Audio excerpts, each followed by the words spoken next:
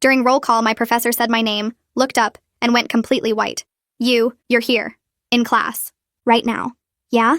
I said, confused by the weird way she was staring at me. The entire lecture hall went silent. 60 students turned to look at me at once. Professor Looney just stood there frozen, her attendance sheet shaking in her hands. A girl in the front row gasped and covered her mouth. 2 guys in the back were whispering and pointing. This girl I'd never talked to walked up to my desk. Oh my God, I'm so glad you're okay. That must have been so terrifying. What are you talking about? She looked at me like I was insane. You don't know? Know what? Professor Looney finally spoke up, her voice shaky. Madison, please stay after class. I need to speak with you immediately. She looked at the rest of the class. Everyone else is dismissed early today. The room erupted in whispers as students packed up, but they kept staring at me. One guy came up and squeezed my shoulder. Stay strong, he said seriously. I had no idea what was happening. I reached for my phone to check social media, but remembered it had died overnight, and I'd forgotten my charger at my boyfriend's apartment. Whatever everyone knew, I was completely in the dark. I tried to leave class to find my roommate Claire, but Professor Looney stopped me. Madison, please wait. Campus security is on their way. Security? Why? Before she could answer, my phone buzzed back to life. Someone had plugged a charger into the wall outlet near my desk. The second it turned on, notifications exploded. 63 missed calls from my parents. 42 texts. Dozens of Instagram DMs from people I barely knew. I ran out of the classroom before Professor Looney could stop me. I needed to get back to my dorm and figure out what was happening. I sprinted across campus to my building. The second I walked into the lobby, my RA Stephanie saw me and dropped her clipboard. It clattered on the floor. Holy crap! Holy crap! She immediately pulled out her phone and called someone. She's here. Madison's here. Yes, I'm looking right at her. She was talking about me like I was a ghost. Stephanie, what is going on? Campus security rushed through the door before she could answer. 2 officers. They didn't grab me, but they positioned themselves on either side. Madison Wilkins, you need to come with us to the dean's office right now. Why? What did I do? Just come with us, please. We walked across campus with students stopping and staring. Some were taking pictures. One girl was crying. When we got to the administration building, the dean was waiting in her office. My parents were already on speakerphone. Madison? Madison? My mom was sobbing hysterically. Mom? What's wrong? Why is everyone acting insane? Thank God you're alive. The dean gestured for me to sit. Madison, we've been trying to reach you since 3 this morning. My phone was dead. I was at my boyfriend's apartment. The dean and the security officers exchanged looks. You weren't in your dorm room last night? No. Why? What happened? The dean turned her computer monitor toward me. Campus emergency alert, sent at 3:21 a.m. Active shooter reported in Warren Hall, 3rd floor. 1 fatality. Suspect in custody. Shelter in place lifted. My dorm building. My floor. I felt the room tilt. Madison, the dean said carefully. Your roommate Claire called 911 at 3:26 this morning. She said there was someone in your room with a gun. She said you'd been shot. She gave them your full name, your physical description, everything. But I wasn't there. We know that now. But at 3:45, police entered your room and found a body, face down, wearing pajamas with the initials MC embroidered on the chest. The pajamas my mom had sent me last month as a gift. The ones I'd left on my bed yesterday. The body matched your description. Same height, same hair color, same build. Your roommate identified her as you from the doorway before paramedics took her out. My mom was crying on the phone. They sent us photos to identify. I thought you were dead, Madison. I thought my baby was dead. But who? I couldn't finish the sentence. The dean pulled up another photo on her computer. Crime scene tape across my dorm room door. Police officers standing in the hallway. My stomach turned. If you weren't in your room, the dean said slowly, then who did your roommate see get shot? We found Claire 2 hours ago, the security officer said quietly. She was in the campus chapel, catatonic, in shock. She kept repeating the same thing over and over. He paused. She looked just like her. Exactly like her. I couldn't move. My hands gripped the arms of the chair so hard my knuckles turned white. The dean kept looking at me like she expected me to disappear, like maybe I was some kind of ghost that would fade away if she blinked. My mom's crying came through the speakerphone in broken gasps that made my chest hurt. I wanted to say something, but my brain couldn't form words because nothing about this made sense. Someone who looked exactly like me got shot in my room while wearing my pajamas. The dean clicked her mouse and the computer screen changed. She angled the monitor toward me but kept her hand covering most of it. I could only see a small section at the bottom showing fabric with dark stains. Pink pajamas with little white clouds on them. The initials MC stitched in purple thread on the chest pocket. My mom had sent those to me 6 weeks ago with a note saying she missed me. I'd left them on my bed yesterday morning because I was running late to class. My stomach dropped so fast I thought I might throw up right there in the dean's office. Someone else had been wearing my clothes. Someone else had been in my bed. Someone else died instead of me. The dean closed the photo quickly, and I heard my dad's voice come through the phone asking if I was okay. I wasn't okay. Nothing was okay. A knock on the door made everyone jump, and a man in a dark suit walked in without waiting for an answer. He had gray hair and tired eyes, and he looked at me the same way everyone else had been looking at me all morning, like I was something impossible. He introduced himself as Detective Ramirez and pulled up a chair right next to mine. He smelled like coffee and had a notepad in his hand covered in messy handwriting. He asked me to walk him through my entire day yesterday, starting from when I woke up. I told him about going to my morning classes, eating lunch at the dining hall with some friends, studying in the library for 3 hours. My voice sounded weird and distant, like it was coming from someone else. He wrote everything down and asked what time I left campus. I said around 8 at night because Quincy texted asking if I wanted to come over and watch movies. The detective asked who Quincy was, and I explained he was my boyfriend, and he lived in an apartment about 15 minutes from campus. We'd been dating for 5 months. I went to his place and we watched 2 movies, and I fell asleep on his couch around midnight. When I woke up this morning, my phone was dead, so I borrowed his charger, but it was the wrong type, so I just left without it. I got to campus around 9:30 for my 10 o'clock class. Detective Ramirez nodded and kept writing. He asked if anyone could confirm I was at Quincy's apartment all night. I said yes. Quincy could, obviously. The detective said they'd need to talk to him soon. Then he asked me something that made my skin go cold. He asked if I had a twin sister. I said no immediately. I'm an only child. I've always been an only child.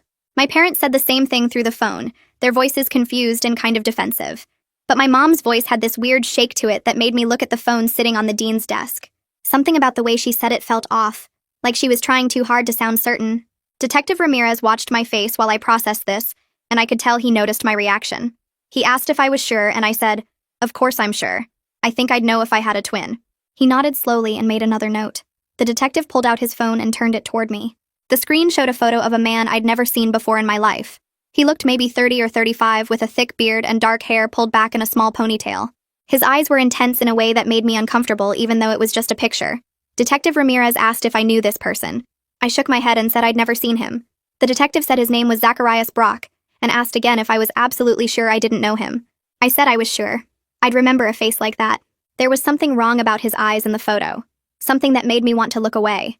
The detective put his phone back in his pocket and leaned forward with his elbows on his knees. He explained that Zacharias broke into Warren Hall around 3 in the morning. Security footage showed him entering through a side door that someone had propped open with a textbook. He went straight to the 3rd floor without hesitating, like he knew exactly where he was going.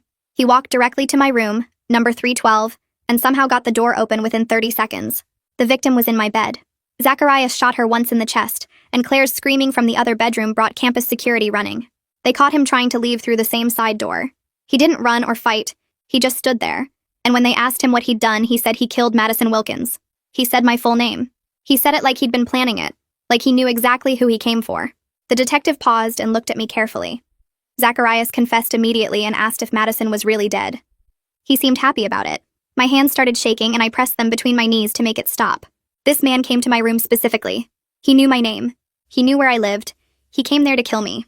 Detective Ramirez asked if I'd ever used dating apps or posted my dorm room location online or had any problems with stalkers.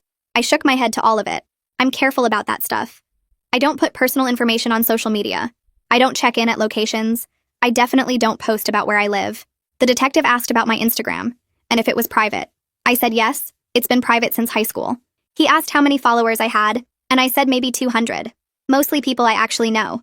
He made more notes and said they'd need access to all my social media accounts to investigate how Zacharias might have found me. The dean said I could use her phone to call Quincy, and I grabbed it so fast I almost dropped it. My fingers fumbled with the numbers because they were shaking so bad. Quincy answered on the second ring, and I could barely get words out before I started crying. I told him where I was, and he said he'd be there in 10 minutes. Detective Ramirez said some other things about the investigation, but I couldn't focus on anything except the sound of Quincy's car starting through the phone. He kept saying, "It's okay. I'm coming. Just wait for me." 15 minutes later, he burst through the dean's office door, breathing hard like he'd run the whole way. He wrapped his arms around me, and I finally let myself fall apart. I cried into his shoulder while he held me tight, and I couldn't stop thinking about how I almost died last night. If I'd gone back to my dorm instead of staying at his place, that would have been me. I would have been the one wearing those pajamas. I would have been the one who got shot. Quincy kept saying, "I'm here, you're safe, I've got you." My mom's voice came through the speakerphone saying they'd booked emergency flights and would land around 8 tonight.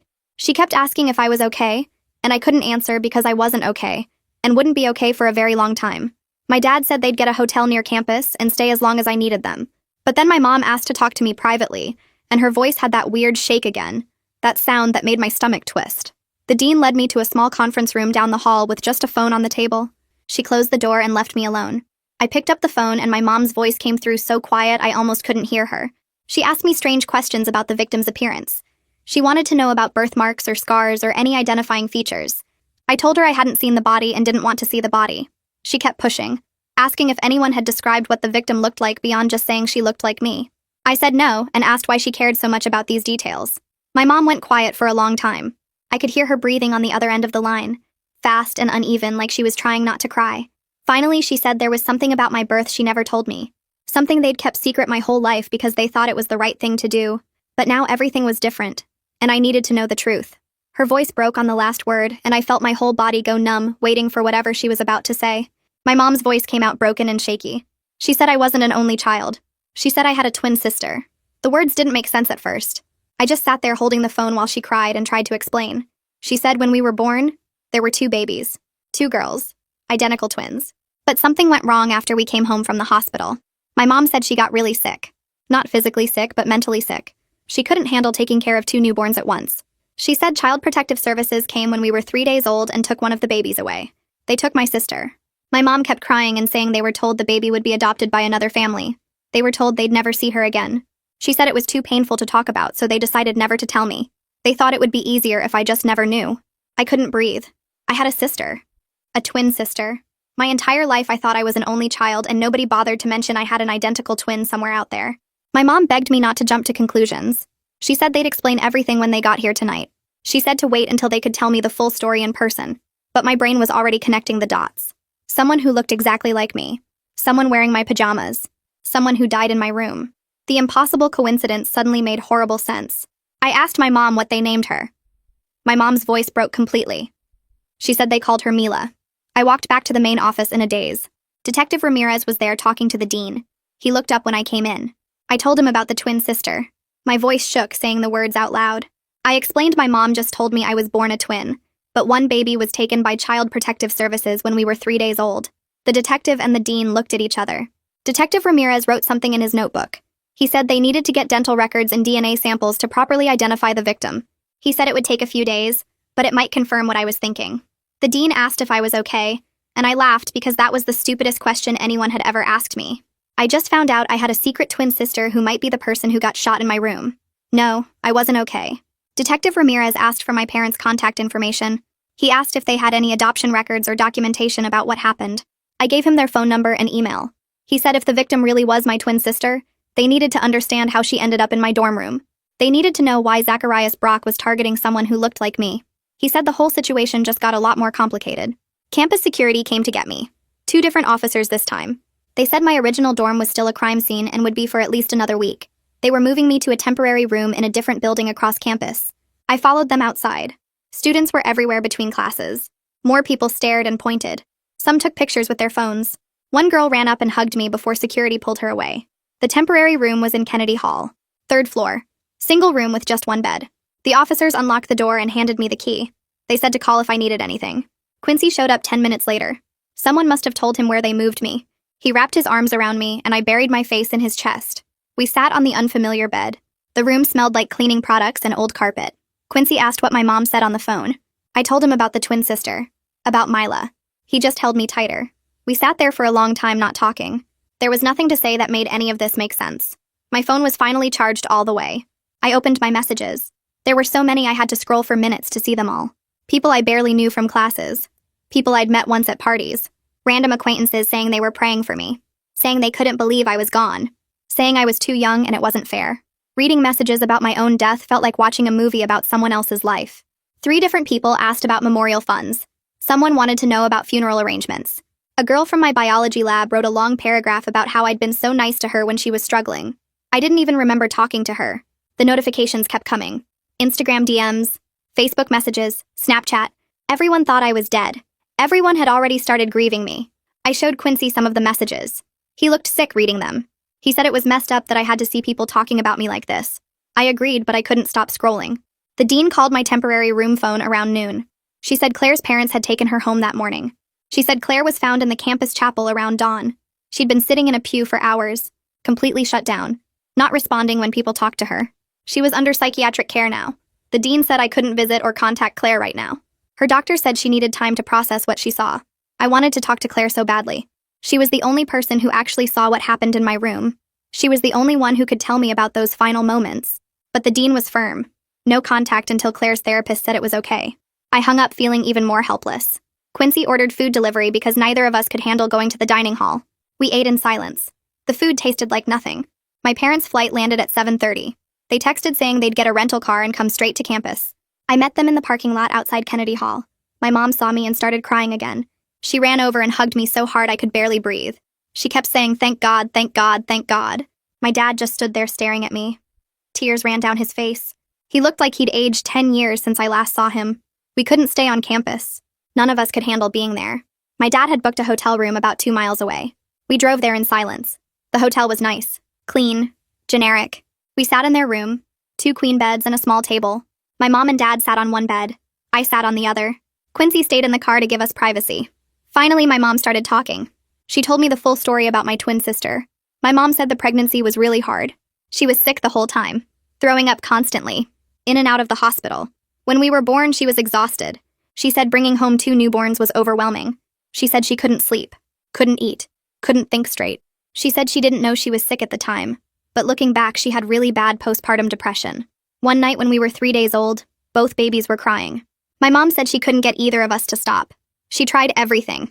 She was so tired she could barely stand up. The neighbors heard the crying for hours. They called the police for a wellness check. When the social workers came inside, they found 1 twin with signs of neglect. That twin was Mila. My dad was at work. My mom was barely conscious on the couch. The social workers took Mila to the hospital. Mila had been left in a dirty diaper for so long she had bad infections. The social workers checked me too. I was fine. Clean diaper, no signs of neglect. My mom said that's when she realized something was really wrong with her. She said she didn't remember neglecting Mila. She didn't remember anything from those 3 days clearly. Everything was a blur of crying and exhaustion. My parents were investigated. They had to take parenting classes. They were monitored by social services for a whole year. But Mila was removed permanently. The court decided it was too risky to return her. She was placed with a foster family and then adopted. My parents tried to fight it, but the evidence was clear. 1 twin showed signs of serious neglect. The other didn't. The system decided to protect the baby who'd been hurt. My mom said losing Mila destroyed her, but it also forced her to get help for her depression. She said she got treatment. She got better. She learned how to be a good mom to me. But Mila was gone. The adoption was closed. They couldn't contact her. They couldn't know where she went. My parents said they tried for years to find information, but everything was sealed. Eventually, they decided it was better to move forward. Better to focus on raising me. Better not to tell me about the sister I'd never meet. My mom sobbed, saying she was sick and didn't know how to ask for help back then. She said she was sorry. So sorry. My dad said they thought they were protecting me from pain. He said now he knew that was selfish and wrong. My mom kept talking through her tears, explaining how losing Mila forced her to finally get real help for her depression. She said she went to therapy for years, took medication, learned how to be a good mom to me. But Mila was gone, and there was nothing they could do about it. My dad jumped in saying they tried everything to find information about where Mila went, or who adopted her, but the state sealed all the adoption records. They hired a lawyer who told them closed adoptions meant no contact, no information, nothing. After a few years of hitting dead ends everywhere they turned, my parents made the choice to stop searching. My mom said it was too painful to keep looking for a daughter she'd never get back, and they convinced themselves it was better for everyone if they just moved forward with our lives. I sat there feeling 2 opposite things at once. Part of me wanted to scream at them for keeping this huge secret my entire life, for robbing me of even knowing I had a sister out there somewhere. But another part of me felt completely heartbroken imagining Mila growing up without us, never knowing she had a twin, living a whole separate life. My dad must have seen something in my face because he reached across and put his hand on mine. He said they told themselves for years that they were protecting me from pain by not mentioning Mila, but sitting here now he understood that was just them protecting themselves from guilt and shame. He said it was selfish and he was sorry. We sat in heavy silence for a while. My mom kept wiping her eyes. My dad stared at the floor. I didn't know what to say to them. How do you respond to finding out your parents hid a twin sister from you for 19 years? Around 10 that night, my phone rang. Detective Ramirez. He said the medical examiner started processing dental records and DNA samples to officially identify the victim. The results would take a couple days, but he wanted me to know they were working on it. Then he paused and said there was something else. Zacharias Brock was asking to speak with me from jail. The detective's voice got serious when he said Zacharias claimed he had information about why he came to my room specifically, details that might help us understand what happened. But Detective Ramirez strongly advised against any contact with Zacharias until we knew more about the situation. He said Zacharias was clearly unstable, and talking to him could be dangerous even through jail phones and glass barriers. I told the detective I definitely didn't want to talk to the man who killed someone in my room. Just thinking about him made my skin feel weird. We said goodnight, and I tried to sleep on the hotel room couch while my parents took one of the beds, but I couldn't stop my brain from spinning. I kept thinking about Mila and what her life was like after child services took her away. Did her adoptive parents tell her she was adopted? Or did she grow up thinking they were her real family? Did she ever feel like something was missing? Like she had a sister somewhere she couldn't remember? And the biggest question that wouldn't leave me alone was, how did she end up in my dorm room the exact same night someone came there to kill me? It couldn't be random. That was too big a thing to be a complete accident. I must have finally fallen asleep around 4 in the morning because the next thing I knew, my phone was ringing and sun was coming through the hotel curtains. Detective Ramirez again.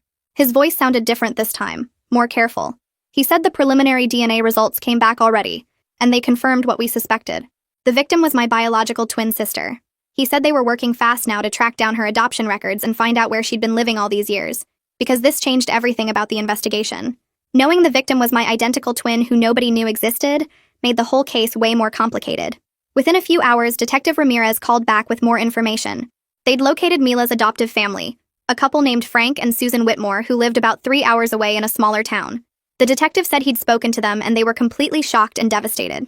They had no idea Mila was planning to visit my campus that night. She'd told them she was staying at a friend's house. They thought she was safe in bed when actually she was driving here for some reason we still didn't understand. Detective Ramirez said he was sending me some links to look at. A few minutes later, my phone buzzed with texts containing Mila's social media profiles. I opened them and felt my stomach do something strange.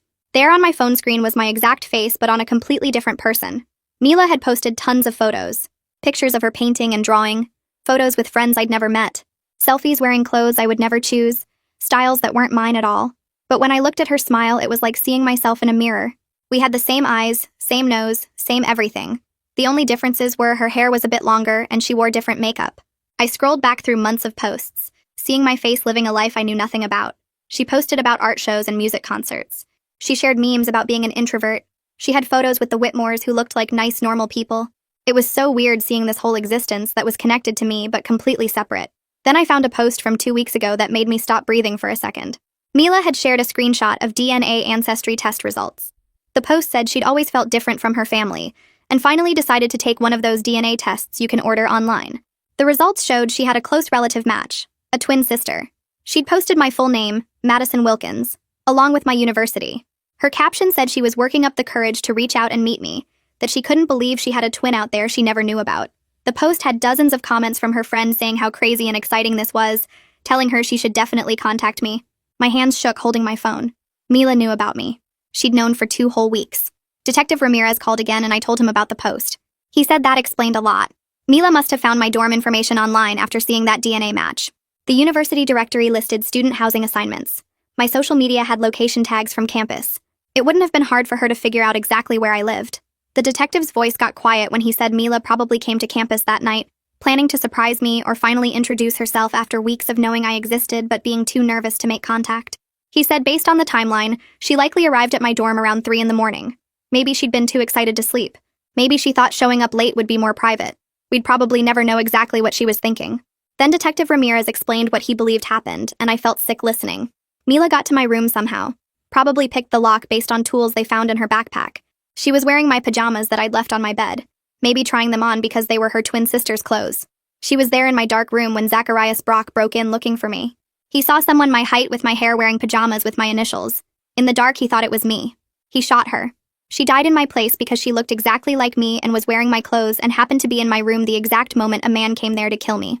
I couldn't stop thinking about all the what-ifs that kept running through my head over and over. If I'd posted more on social media, if I'd checked my messages more often, if I'd somehow known she existed, maybe Mila would have just sent me a message instead of showing up at 3 in the morning. Maybe she'd still be alive if I'd been easier to reach, if she hadn't felt like she had to surprise me because she was too scared to make first contact online. The guilt sat heavy in my chest, making it hard to breathe normally. Detective Ramirez called again the next morning with updates about the investigation. He said they were trying to figure out exactly how Mila got into my locked dorm room in the first place. I told him I had no idea, that my door was definitely locked when I left for class that day. He said they'd searched through Mila's belongings more carefully and found something interesting in her backpack. There were lockpicking tools, the kind you can order online, along with what looked like instructions she'd printed out. She'd also been carrying a letter addressed to me that she never got the chance to deliver. My hands started shaking when he told me about the letter. Detective Ramirez asked if I wanted to read it, and I said yes, even though part of me was scared of what it might say. He came to the hotel where my parents and I were staying and brought the letter in a clear plastic evidence bag. It was 3 pages long, handwritten in neat, careful letters. I sat on the hotel bed and started reading while my parents waited quietly nearby. Mila wrote about taking the DNA test on a whim after years of feeling like something was missing in her life. She wrote about seeing my name pop up as a close relative match and not believing it at first, thinking it had to be some kind of mistake. She spent 2 whole weeks looking at every photo I'd ever posted online, reading every caption, trying to learn everything about me before working up the courage to reach out. She was scared I wouldn't want to know her, or that I'd be angry about her existence. She wrote that she practiced what she'd say to me dozens of times, but it never felt right. And finally, she just decided to drive to campus and surprise me because she couldn't stand waiting anymore. The last paragraph said she hoped I'd understand and forgive her for showing up unannounced, and that she just wanted to meet her twin sister more than anything in the world. I cried reading those words, tears falling on the plastic bag protecting the letter she'd written hours before she died. Detective Ramirez gave me a few minutes to pull myself together before explaining they still needed to figure out why Zacharias came to my room that specific night. He said Zacharias had a history of mental health problems and some past incidents of obsessive behavior toward women, but nothing violent before this. They couldn't find any obvious connection between us until they started digging deeper into his online activity and social media presence.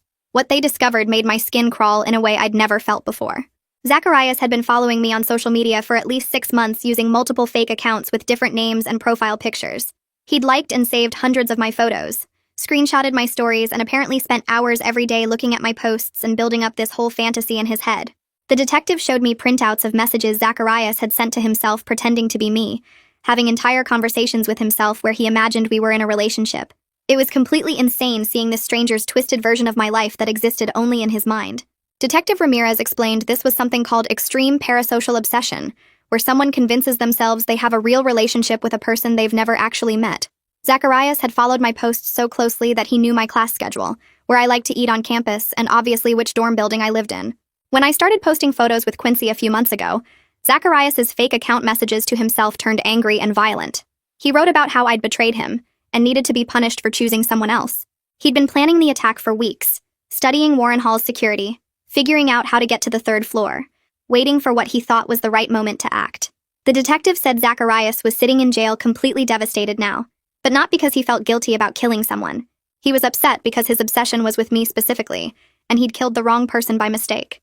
Apparently, he kept asking the guards if I would come visit him in jail, which made me feel physically sick just hearing about it. The fact that he still thought we had some kind of connection after murdering my sister showed how disconnected from reality he really was. A few days later, Mila's adoptive parents reached out through Detective Ramirez asking if they could meet me and my parents.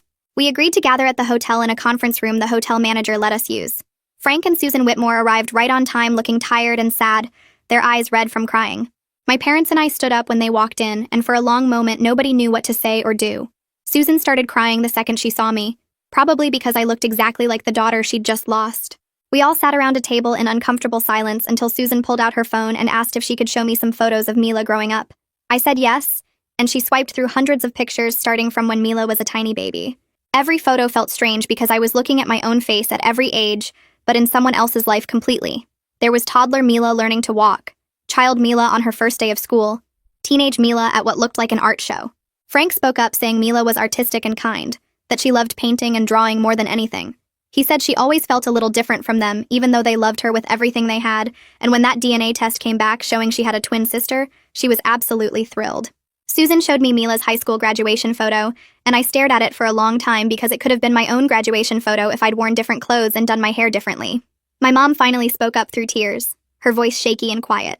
She apologized to the Whitmores for what happened when Mila was a baby, trying to explain about her postpartum depression and how sick she was back then. She said she knew it didn't excuse the neglect that led to Mila being taken away, but she wanted them to understand she'd been struggling and didn't know how to ask for help. Susan was gracious in her response, saying she understood it was complicated, but I could see the pain in her eyes knowing that Mila's biological mother had given her up even if the circumstances were difficult. Frank cleared his throat and pulled out his phone, scrolling through photos until he found one of Mila from last month. She was sitting in their living room with paint on her hands and a huge smile. He showed it to me and my parents.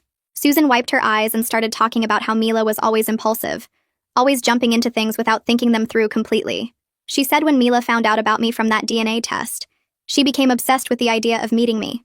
Susan explained that Mila had been planning to reach out properly, Maybe write a letter first or send a message through social media, but she got too excited and impatient. Frank nodded and added that the night she died, Mila had told them she was staying at a friend's house to work on an art project. Instead, she drove to campus around midnight, too wound up to wait any longer. Susan's voice cracked when she said that was so typical of Mila, diving headfirst into things that mattered to her without considering the risks or making a real plan first. My mom reached across the table and squeezed Susan's hand. The gesture felt heavy with meaning, two mothers connected by loving the same person in different ways. Frank said they wished Mila had told them the truth about where she was going. He said they would have driven her to campus themselves, helped her plan a proper meeting, been there to support both of us through that first conversation. Instead, she snuck out after they went to bed, drove 3 hours alone in the dark, and picked the lock on my dorm room because she couldn't wait until morning. The conversation shifted to funeral arrangements, and suddenly I was sitting at a table planning a burial for someone I never knew existed, until she was already dead. Susan asked if I wanted to help choose the flowers and casket, if I had any preferences for the service. The question felt impossible to answer because what did I know about what Mila would have wanted? But Susan insisted I was family too, that I had every right to be part of these decisions even though we never met. My mom offered to help coordinate with the funeral home, and my dad said he would handle the financial arrangements, which made Frank protest until they agreed to split the costs. We spent 2 hours in that conference room looking at funeral home websites on our phones, discussing whether Mila would prefer roses or lilies, debating between burial and cremation, until Susan broke down crying and said burial because she needed a place to visit. The whole thing felt wrong and surreal, mourning someone who should have been my closest person, but was instead a complete stranger. I kept looking at photos of Mila on Susan's phone, seeing my own face in her expressions, trying to connect with a sister who existed only in past tense now. The Whitmores showed us pictures of Mila's artwork, abstract paintings full of color and emotion, and Susan said we should display some at the service. I agreed even though I didn't understand the paintings, didn't know what they meant to Mila, or why she chose those particular colors and shapes. Frank mentioned that Mila's best friend Landon had been devastated by the news and wanted to speak at the funeral. Susan nodded and said Landon knew Mila better than anyone, that he could share stories and memories that would help everyone understand who she really was. 5 days later, I stood in a funeral home wearing a black dress my mom bought me specifically for this occasion. The room filled up with people I didn't know, extended family members who stared at me with shock written across their faces. I saw my own features reflected in cousins and aunts and uncles, the same nose and cheekbones and eye shapes scattered across strangers. Mila's friends clustered together near the front, young people my age crying and hugging each other. Some of them kept glancing at me and whispering, clearly disturbed by seeing Mila's identical face on someone who wasn't her. The casket was closed, which I was grateful for because I didn't think I could handle seeing my own face dead. Photos of Mila covered every surface, chronological displays of her life from baby pictures to recent selfies. I walked along the tables studying each image, watching myself grow up in an alternate timeline. Susan had set up an easel with one of Mila's paintings, something abstract with blues and purples swirling together. The service started, and a pastor who never knew Mila said generic things about loss and heaven. Then Mila's art teacher spoke about her talent and passion. Then Frank stood up and could barely get through 2 sentences before Susan had to take over, her voice shaking as she talked about their daughter's kindness and creativity. When it was my turn, I walked to the front on legs that felt disconnected from my body. I looked out at all those faces staring at me, some crying, some angry, some just confused about who I was and why I was there. I said I wished I had known Mila, that I would spend the rest of my life wondering what we could have been to each other. I said I was sorry she died trying to meet me, and I promised to honor her memory by living fully enough for both of us. My voice broke on the last words and I had to sit down. After the service, people came up to offer condolences, and several seemed unsure whether to treat me as a mourner or as someone connected to Mila's death. An older woman who introduced herself as Mila's grandmother hugged me and cried into my shoulder. A young guy with red eyes approached me cautiously and said his name was Landon Swain, that he was Mila's best friend since middle school. He asked if we could talk somewhere quieter, and I followed him to a side room away from the crowd. Landon pulled out his phone and showed me photos of him and Mila together, dozens of images spanning years of friendship. He told me about the time Mila convinced him to skip school and drive to the beach, how she always knew exactly what to say when he was upset, the way she laughed so hard at stupid jokes that she would snort.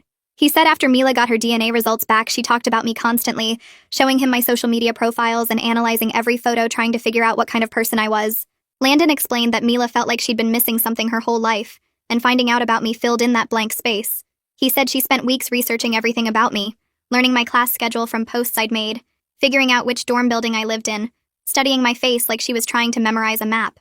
Landon's voice got quiet when he said Mila had been planning to message me but kept chickening out, afraid I wouldn't want anything to do with her. He said the night she died, she'd texted him around 11 saying she couldn't wait anymore, that she was driving to campus right then to finally meet me face to face. Landon reached into his jacket pocket and pulled out a small sketchbook with a worn cover. He said Mila had asked him to hold on to it a few weeks ago, that it contained her most personal drawings, and she didn't want her parents seeing them yet. He handed it to me and said he thought I should have it now. I opened the sketchbook with shaking hands and found page after page of pencil drawings. There were landscapes and abstract designs, portraits of people I didn't recognize, studies of hands and eyes and faces. Then I turned a page and saw myself. Mila had drawn me based on my Instagram photos. Multiple sketches from different angles showing my face with careful attention to detail. She'd captured expressions I made without realizing. The slight tilt of my head when I smiled. The way my eyes looked when I was thinking about something serious. I flipped through more pages and found at least a dozen drawings of me, some full portraits and some just quick studies. Near the end of the sketchbook, I found a drawing that made me stop breathing. It showed two identical girls facing each other with their arms wrapped around each other in a tight hug. The faces were rough sketches, not fully detailed, but the emotion in the drawing was clear. This was what Mila had imagined, the moment we would finally meet and recognize ourselves in each other. I stared at that drawing of two sisters embracing, and something broke open inside my chest. Tears came so hard I couldn't see, couldn't breathe, could only clutch that sketchbook and sob for the life we should have had together. Landon put his arm around my shoulders and let me cry, not saying anything because there was nothing to say that would fix this. 2 weeks after the funeral, Claire's parents finally agreed to let her have visitors. Detective Ramirez called and asked if I wanted to see her, warning me that she was heavily medicated and still struggling with what she'd witnessed. I said yes because I needed Claire to know I didn't blame her for anything. Ramirez picked me up and we drove to Claire's parents' house an hour outside the city. Her mom answered the door looking exhausted and led us to the living room where Claire sat curled up on the couch in pajamas. She looked smaller than I remembered, thinner, with dark circles under her eyes. When Claire saw me, she started shaking, her whole body trembling like she was cold. She pressed herself back into the couch cushions, and tears started running down her face.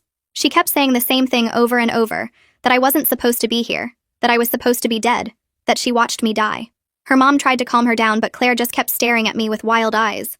Detective Ramirez sat down across from her and spoke in a gentle voice, reminding her that I wasn't the person who died, that my twin sister Mila had been in my room that night. Claire nodded, but she didn't seem to really hear him.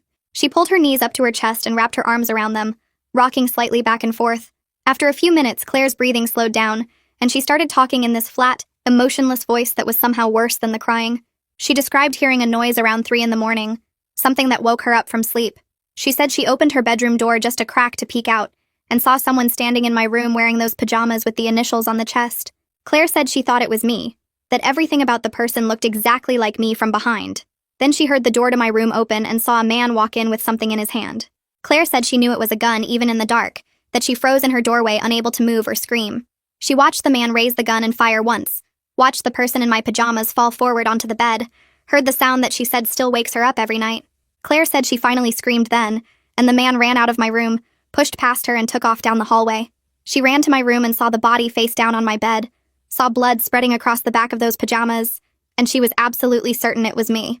Claire's voice cracked when she said she called 911 and told them her roommate Madison had been shot, gave them my full description, identified the body as mine without ever seeing the face. She said even now, knowing the truth, her brain can't separate what she saw from what she believed. In her memory, it's still me falling, me dying, me lying dead on that bed. The trauma of witnessing that moment doesn't change just because the victim had a different name. I started seeing Natasha Mercer, the campus counselor, twice a week in her office on the second floor of the Student Health Center. Natasha had kind eyes and a calm voice that never pushed me to talk faster than I was ready. She said what I was dealing with was complicated grief layered on top of survivor's guilt, layered on top of trauma. I was mourning a sister I never got to know, feeling guilty that she died in my place, processing anger at my parents for keeping secrets my whole life, and dealing with fear about Zacharias' obsession with me. Natasha said it was completely normal to feel overwhelmed when multiple traumas happen at once, that my brain was trying to process too many impossible things simultaneously. She taught me breathing exercises for when the panic attacks hit, gave me worksheets about identifying and naming emotions, helped me understand that grief doesn't follow a straight line. Some days I felt angry at Mila for breaking into my room without warning, then felt guilty for being angry at someone who died. Other days I felt angry at my parents for the secrets, then felt guilty because my mom had been sick and struggling. Natasha said all of it was valid, that I didn't have to choose one emotion or make sense of the contradictions. She said trauma makes everything messy and complicated, and the only way through it was to feel each thing as it came up instead of trying to organize it all into something neat. Quincy came over to my temporary dorm room most nights, and we'd sit on the bed not really talking, just being together in the quiet. One night he broke down crying and said he felt guilty about asking me to stay at his apartment that night. He said he kept thinking about alternate timelines, versions of reality where I went back to my dorm and died instead of Mila. Quincy said he couldn't shake the feeling that he'd traded one life for another, that Mila died because I was at his place. I tried to tell him that wasn't his fault, that he saved my life even if he didn't know it, but he just shook his head. He said he also kept thinking about a different timeline where I'd met Mila properly, where we'd become sisters and she'd still be alive. Quincy said he knew it was pointless to torture himself with what-ifs, but his brain wouldn't stop creating these alternative versions of events. I understood because I did the same thing, lying awake replaying that night over and over with different choices and different outcomes. We held each other and cried together, two people trying to process impossible grief and guilt that neither of us deserved to carry. The dean called me into her office 3 weeks after Mila's funeral and said the university wanted to move me to a new dorm permanently, that they understood I couldn't go back to Warren Hall after what happened. She said they were also providing free counseling services for as long as I needed them, that my sessions with Natasha would be completely covered. Professor Looney had already given me extensions on all my assignments and my other teachers followed her lead, telling me to take whatever time I needed. The dean said if I wanted to take a leave of absence for the rest of the semester, they would hold my spot and let me return in the fall without any penalties. I sat in her office looking at the same chair I'd sat in that first terrible morning when I learned someone had died in my place. I thought about leaving campus, going home to my parents and hiding from everything that happened here. But then I thought about Mila driving 3 hours in the middle of the night just to meet me, about how excited she'd been to finally connect with her twin sister. I thought about that drawing in her sketchbook of 2 girls hugging, the future she'd imagined for us. I told the dean I wanted to stay and finish the semester, that leaving felt like letting Zacharias win, like letting Mila's death erase me too. The dean nodded and said she understood, that she admired my strength. I didn't feel strong, but I felt determined, like I owed it to Mila to keep living the life she'd saved by being in my room that night. 2 days later, Detective Ramirez called while I was sitting in my temporary room staring at the ceiling. He said the district attorney filed formal charges against Zacharias for first-degree murder and stalking, life in prison without parole if convicted. I asked if his mental illness would get him off somehow, and the detective said no, that Zacharias had planned everything carefully over weeks, which proved he understood what he was doing. He researched my schedule, bought the gun legally, waited for the right moment. The detective said mental illness doesn't erase responsibility when someone plans a murder that deliberately. I thanked him and hung up feeling hollow, because even life in prison wouldn't bring Mila back. Susan called that afternoon and asked if I wanted to come pick up some of Mila's things. She said going through her room was too hard for them right now, but they thought I should have some of her belongings. I drove the 3 hours to their house with Quincy the next weekend. Susan met us at the door with red eyes and brought us upstairs to Mila's bedroom. The walls were covered in her artwork, paintings and sketches everywhere. Her clothes were still in the closet, books stacked on the desk, jewelry hanging from a little tree on her dresser. Susan handed me a box and said to take whatever I wanted. I picked up one of Mila's sweaters and held it to my face. It smelled like lavender and something else I couldn't name. I tried it on and it fit perfectly because we were the same size, the same everything. I went through her jewelry box and found a silver necklace with a tiny compass charm. Susan said Mila wore it every day. I put it on and haven't taken it off since. I filled the box with her clothes, some books, a stuffed elephant from her bed. Each object felt like a piece of the sister I never got to know. Susan hugged me before we left and said I could come back anytime for more. Back in my dorm room, I went through the box slowly, holding each item and trying to picture Mila wearing it or reading it or loving it. At the bottom, I found a journal with a purple cover, pages filled with her handwriting. My hands shook as I opened it. The first entry was from 2 years ago. She wrote about feeling incomplete her whole life, like a piece of her was missing somewhere. She wrote about looking in the mirror and feeling like she was searching for something in her own reflection. I turned pages and found the entry from 6 weeks ago when she got her DNA test results back. She wrote that finding out about me felt like fate finally giving her answers, like the universe had been waiting to bring us together. She said she spent hours looking at my social media, studying my face, amazed at how identical we were. The last entry was 2 days before she died. She wrote about being nervous and excited to meet me, scared I wouldn't want to know her, but unable to wait any longer. She said she felt pulled toward me like a magnet. I cried reading her words, thinking about how close we came to being sisters.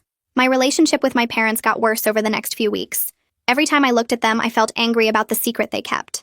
My mom tried to explain over the phone that she was protecting me from pain, but I cut her off. I told her she was protecting herself from guilt, not me from anything. I said I deserved to know I had a sister out there somewhere. I deserved the chance to find her before it was too late. My dad tried to defend my mom, but I told him he was just as guilty for going along with it all these years. We barely spoke for 2 weeks until Natasha suggested we try family therapy together. She said the anger would eat me alive if I didn't work through it with them. The first therapy session was tense and awkward. We sat in the therapist's office not looking at each other until the therapist asked my mom to explain her decision to keep Mila secret. My mom broke down crying and talked about her postpartum depression, how bad it got after we were born. She said she felt like she was drowning and couldn't save both babies. couldn't be a good mother to twins when she could barely function. She said losing Mila destroyed her but also forced her to get help and treatment. She said thinking about Mila haunted her every single day, even as she tried to move forward with her life. She said she convinced herself that keeping the secret was protecting our family from more pain, when really it was just protecting her from facing what she'd done. I sat there listening and felt my anger soften a little because I could hear how much she'd suffered too. The therapist said we'd need many more sessions to work through everything, but this was a start. The next session, my dad finally spoke up. He admitted he let my mom keep the secret because he didn't want to face his own guilt about not getting her help sooner. He said he saw how sick she was after we were born, but he didn't know what to do. Didn't understand postpartum depression. Thought she'd get better on her own. He said when Mila was taken, he felt like it was punishment for his failure. He said watching me grieve for Mila now felt like the punishment he deserved for all the years he convinced himself the secret was protecting our family. He cried saying it, and I realized both my parents had been carrying this weight for 20 years, letting it crush them in different ways. I started reaching out to Mila's friends online, people who commented on her posts or were tagged in her photos. They responded right away, eager to talk about her.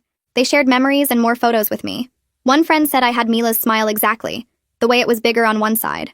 Another said I moved my hands the same way when I talked. They could tell from my videos. Slowly, I started feeling connected to her even though we never met. I understood that we were part of each other even when we were separated, that being twins meant something deeper than just looking alike. Her friends told me stories about her kindness, her art, her laugh. Each story added another piece to the picture I was building of who my sister was. In October, the Whitmores called and invited me to spend Thanksgiving with them. Susan said they usually had a big family gathering and they wanted me there because I was family now too. I accepted immediately, wanting to see where Mila grew up and be around people who loved her.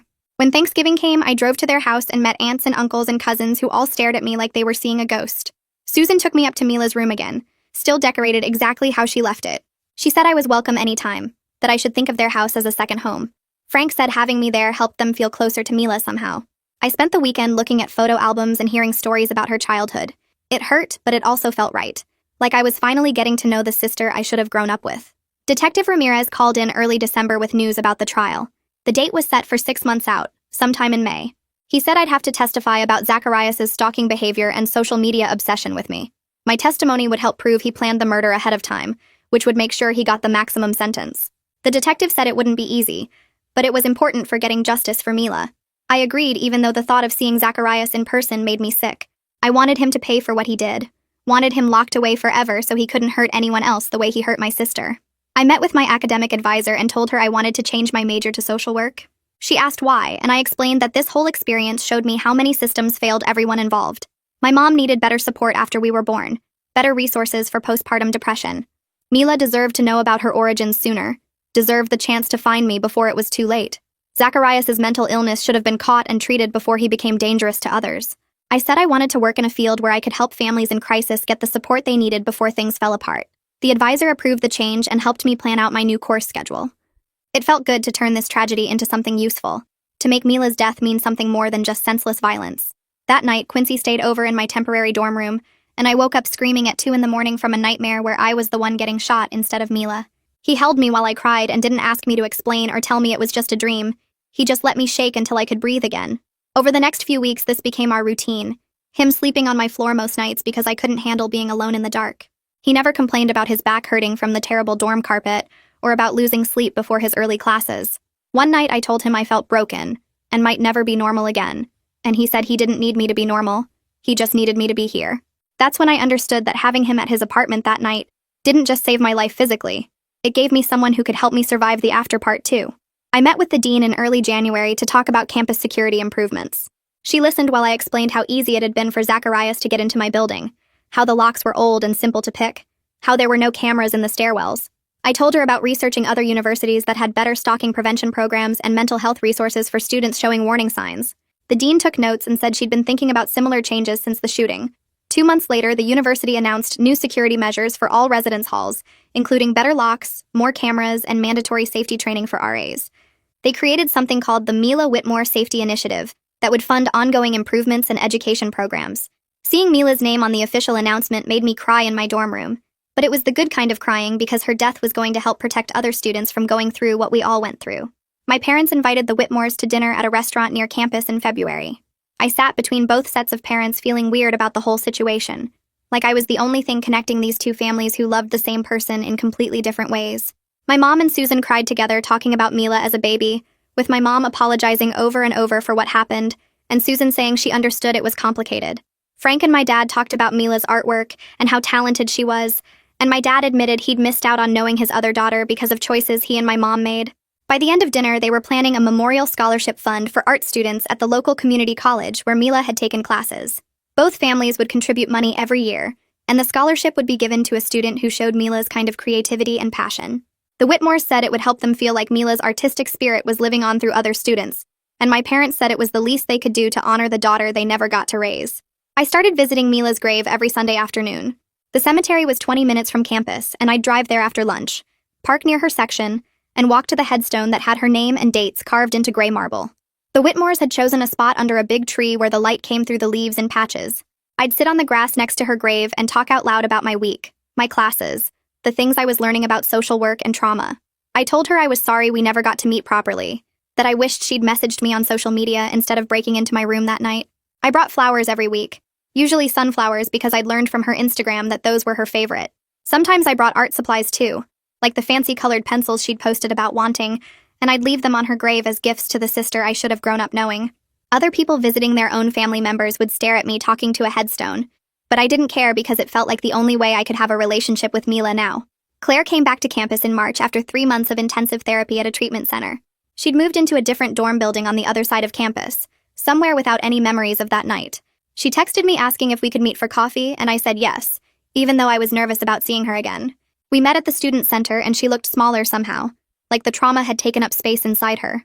She told me her therapist had been helping her separate me from what she saw that night, learning to see Madison the person instead of the image of someone dying that was burned into her brain. She said it was hard because every time she looked at me, she saw Mila falling, heard the gunshot, remembered the blood. But she was working on it because she didn't want to lose our friendship over something that wasn't my fault. I told her I understood if she needed distance and I wouldn't be hurt, but she said no. She wanted to try because running away from things wasn't helping her heal. We met for coffee every week after that, and slowly she stopped flinching when I moved too fast or made sudden gestures. 6 months after Mila died, I sat in a courtroom waiting to give my victim impact statement at Zacharias' trial. Detective Ramirez had prepared me for what to expect, but nothing really gets you ready to see the person who killed your sister sitting 20 feet away looking blank and empty. The prosecutor called me to the witness stand, and I walked up there with my hands shaking, took the oath, and sat down facing the jury. I read from the statement I'd written and rewritten a dozen times, talking about how Zacharias' obsession with me had killed a sister I never got to know. I explained that Mila had just found out she had a twin, and was excited to meet me, that she died in my place wearing my pajamas, because some stranger decided he had the right to end my life over a fantasy relationship that never existed. I said he'd stolen any chance Mila and I had to know each other, to be sisters, to have the relationship we deserved. The jury watched me cry through the whole thing, and I saw a few of them wiping their own eyes. The trial lasted 3 more days, but the jury only needed 2 hours to find him guilty of first-degree murder. The judge sentenced him to life in prison without possibility of parole. Detective Ramirez told me afterward that the conviction was solid, and Zacharias would die in prison, which should have felt like justice, but mostly just felt empty, because Mila was still gone. I organized a memorial event for Mila on the 1-year anniversary of her death. The university let me use a big room in the student center, and I spent weeks planning how to honor her properly. I contacted her friends from home, and they sent me photos and stories about her. The Whitmores gave me permission to display some of her artwork, these beautiful drawings and paintings she'd made throughout high school. I set up easels around the room with her art, and printed out photos of her life, creating a gallery that showed who she really was beyond just being my twin who died tragically. On the night of the event, hundreds of students showed up, way more than I expected. Some had known about the shooting and wanted to pay respects. Others were just moved by her story and her art. People wrote messages on a memory board about how Mila's death had made them think differently about campus safety and mental health. Landon came from 3 hours away and gave a speech about what an amazing friend Mila had been, how she'd always been there for people who needed support. The Whitmores stood next to me the whole night, and Susan kept squeezing my hand, and I felt like we were giving Mila the recognition she deserved, showing everyone she was a real person with a full life, not just a tragedy. My relationship with my parents slowly got better as we worked through everything in family therapy. My mom finally showed me the photos she'd kept hidden of Mila as a newborn, pictures of both of us together in those first 3 days before everything fell apart. We sat on my parents' couch looking at tiny babies in pink blankets, and my mom pointed out which one was me and which was Mila, based on small differences only a mother would notice. She cried telling me about how overwhelmed she'd been, how the depression made her feel like she was drowning and couldn't take care of either of us properly. I cried too because I could see in the photos that she'd loved us both, that losing Mila had broken something in her that never fully healed. My dad admitted he should have gotten my mom more help instead of trying to handle everything himself and pretending the problem would go away. We all agreed that keeping Mila's secret from me was wrong, that I deserved to know about my twin sister even if the circumstances were painful. It didn't fix everything overnight, but it was a start, and I felt like we were finally being honest with each other as a family, instead of hiding behind comfortable lies. Quincy and I made things official that spring and started looking at apartments together for the next school year. We found a small place off campus with 2 bedrooms and old hardwood floors. Nothing fancy, but it was ours. He understood that I'd always carry grief for Mila, and never tried to make me get over it or move on faster than I was ready. When I wanted to talk about her, he listened. And when I needed to cry about missing someone I never really knew, he held me without trying to fix it. The Whitmores became like a second family to me, and Quincy supported that relationship, driving me to their house for dinners and holidays, never making me feel like I had to choose between my birth family and Mila's adoptive family. He got along great with Frank and Susan, and they told me multiple times how glad they were that I had someone good taking care of me. Moving in together felt like a big step toward building a real adult life, one where I could honor Mila's memory while still moving forward with my own future. I graduated with my social work degree in May, 2 years after Mila died. My parents and the Whitmores all came to the ceremony and sat together in the audience. These 2 families permanently connected through loving the same person.